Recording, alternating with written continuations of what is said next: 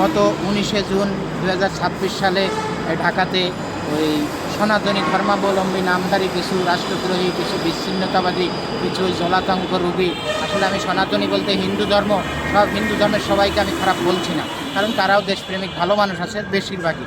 তার ভিতর কিছু এই উচ্ছিষ্ট, কিছু ওই বকে যাওয়া সন্তান, তারা উদ্ধত্তপূর্ণ আচরণ, উদ্ধত্তপূর্ণ ভাষা ব্যবহার করেছে।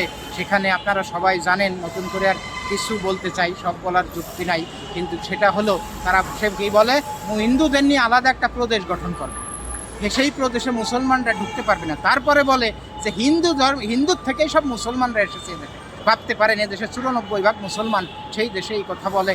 তারপরে সে বলে কি যে রাস্তায় আপনারা নামাজ পড়েন, আমরা তো কিছু বলি না, রাস্তা তো আমাদেরও। কোথায় রাস্তায় নামাজ পড়ে? জুমার দিনে যদি কোনো মসজিদ ভরে যায়, তারপরে 10 মিনিটের জন্য রাস্তায় যায় নামাজ পড়লে নামাজ পড়ে। এত বড় উদ্ধত্তপূর্ণ কথা, ধর্ম নিয়ে কটাক্ষ করেছে, মুসলিম জাতি নিয়ে কথা বলেছে, এই দেশকে। তারপরে আরও কত বড় কথা বলেছে যে বিদেশিদের সহযোগিতা নিয়ে হিন্দু প্রদেশ গঠন হবে। প্রদেশ বলে কোনো শব্দ বাংলাদেশে নাই, ওটা ভারতে আছে, বাংলাদেশে আছে বিভাগ, জেলা, উপজেলা, থানা, ইউনিয়ন, এইগুলো। প্রদেশ কোথার কথা বলেন না, বোঝেন না, কোন টানে কথা বলে। কারণ হলো ওই বিদেশি কোন দেশের কথা বলে সেটাও তো আমরা বুঝি।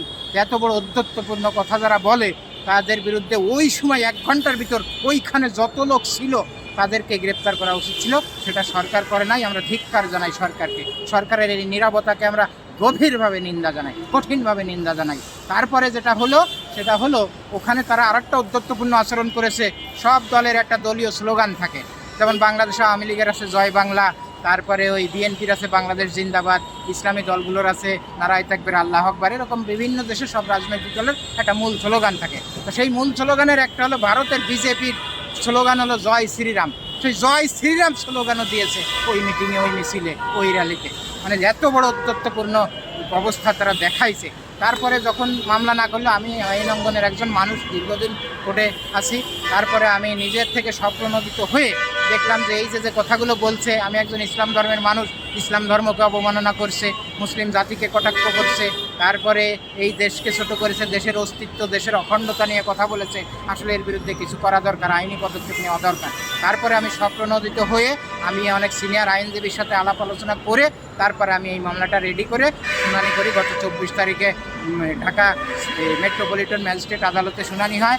বিজ্ঞ বিচারক আদালতের নাজমিন আক্তার, উনি দীর্ঘক্ষণ শুনানি করে আমার জবানবন্দি নিয়ে তারপরে উনি একটা ভালো আদেশ দেন। আদেশটা হলো ওই খুব দ্রুততম সময়ের মধ্যে সিআইডিকে নির্দেশ দিয়েছেন তদন্ত করে রিপোর্ট দিতে।